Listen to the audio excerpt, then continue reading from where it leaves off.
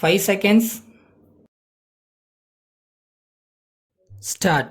நண்பர்களே, தமிழ்நாடு விவசாய அபிவிருத்தி சங்கத்தின் ஆண்டு விழாவில் கலந்து கொள்ளும் நல்ல வாய்ப்பு கிடைத்தமைக்கு நான் மிகவும் மகிழ்ச்சி அடைகிறேன். இந்த சங்கமானது கடந்த 10 ஆண்டுகளாக விவசாய அபிவிருத்திக்கான நல்ல பல திட்டங்களை தீட்டி செயல்படுத்தி வருவதை நான் அறிவேன். நாட்டு மக்களும் நன்கு அறிவர். சங்க நிர்வாகிகளை நான் மனதார பாராட்டுவதுடன் சங்கத்தின் பணிகள் மேலும் மேலும் சிறந்து விளங்க வேண்டும் என்றும் வாழ்த்துகிறேன்.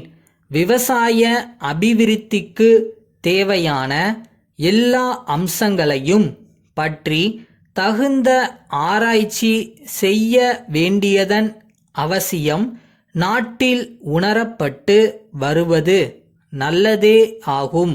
அண்மையில் இந்திய விவசாய ஆராய்ச்சி கழகத்தை சேர்ந்த பெரிய அதிகாரிகள் கொச்சியில் ஒரு கருத்தரங்கிற்கு ஏற்பாடு செய்தார்கள். இருக்கக்கூடிய நிலம், நீர் மற்றும் இதர வசதிகளை கொண்டு எப்படி விவசாயிகள் உயர்ந்த அளவு பயன் பெற முடியும் என்பது பற்றி பரிசீலனை செய்தார்கள்.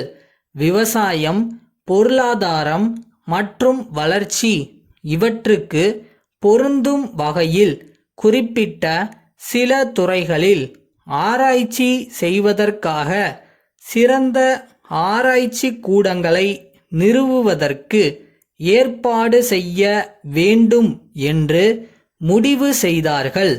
புதிய தொழில்நுட்ப முறைகளை கண்டுபிடிக்கும் ஆராய்ச்சி நிறுவனங்களுக்கும் அம்முறைகளை நடைமுறைப்படுத்தும் விவசாய அபிவிருத்தி சங்கங்களுக்கும் இடையேயுள்ள தொடர்பு நன்கு பலப்படுத்தப்பட வேண்டும் என்று இக்கருத்தரங்குகளில் கோரப்பட்டுள்ளதை நாம் அறிவோம்.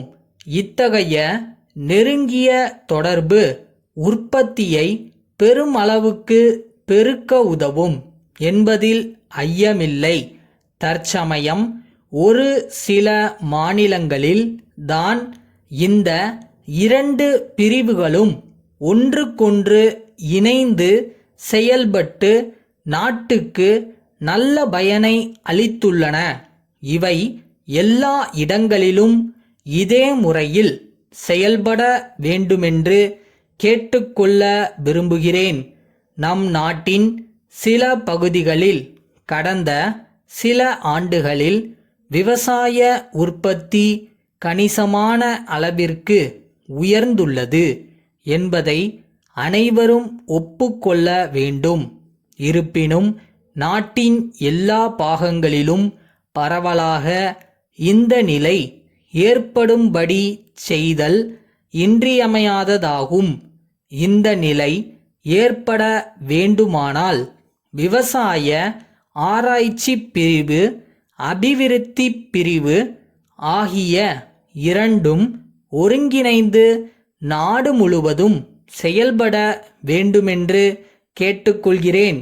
இவ்விரண்டு பிரிவுகளுக்குமிடையே நெருங்கிய தொடர்பு ஏற்படுவதற்கு தடையாக உள்ள அம்சங்களை கண்டறிந்து அவற்றை நீக்குவதற்கான உடனடி நடவடிக்கைகளை எடுப்பதும் அவசியமாகும் என்பதை சுட்டிக்காட்ட விரும்புகிறேன். அடுத்தபடியாக, இந்திய தொழில் விஞ்ஞான ஆராய்ச்சி கழகமும் இந்திய விவசாய ஆராய்ச்சி கழகமும் சேர்ந்து நமது மாநிலத்தின் சில குறிப்பிட்ட மாவட்டங்களை தேர்ந்தெடுத்து அவைகளுக்கு தொழில்நுட்ப ஆலோசனைகளையும் உதவிகளையும் அளிப்பதற்கான ஒரு திட்டம் இந்த கருத்தரங்கில் வகுக்கப்பட்டிருக்கிறது.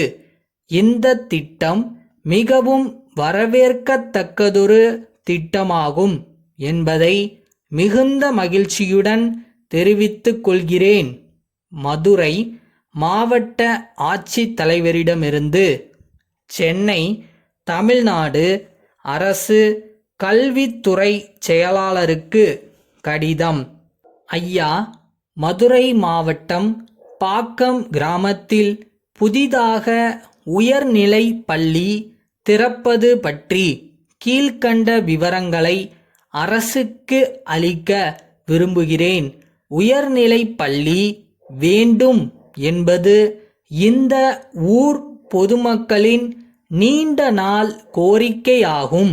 இந்த ஊர் மாணவ மாணவியர்கள் உயர்நிலை கல்விக்காக சுமார் 10 கிலோமீட்டருக்கு அப்பால் உள்ள உயர்நிலை பள்ளிக்கு செல்ல வேண்டியிருக்கிறது. மழை காலங்களில் இவர்கள் மிகவும் கஷ்டப்படுகின்றனர். மாவட்ட கல்வி அதிகாரி இந்த ஊரில் உயர்நிலை பள்ளி திறக்க வேண்டியதன் அவசியத்தை ஏற்கனவே வற்புறுத்தியுள்ளார். பள்ளி திறப்பதற்கான நிபந்தனைகளில் ஒன்றான ரூபாய் 10,000 மாவட்ட நல நிதியிலிருந்து செலுத்த முடிவு செய்யப்பட்டு இருக்கிறது. இதற்கு அரசின் ஒப்புதல் தேவை. மற்ற நிபந்தனைகள் அனைத்தும் பூர்த்தி செய்யப்படும் என்ற உறுதிமொழி அளிக்கப்பட்டுள்ளது. ஆகவே மேற்படி பாக்கம் கிராமத்தில் வரும் கல்வி ஆண்டிலிருந்து புதிய உயர்நிலை பள்ளி ஒன்றை திறப்பதற்கான உத்தரவுகளை பிறப்பிக்கும்படி கேட்டுக்கொள்கிறேன். தங்கள் நம்பிக்கையுள்ள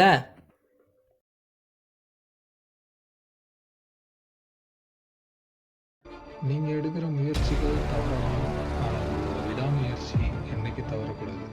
ஸோ ஆரம்பிக்கலாமா?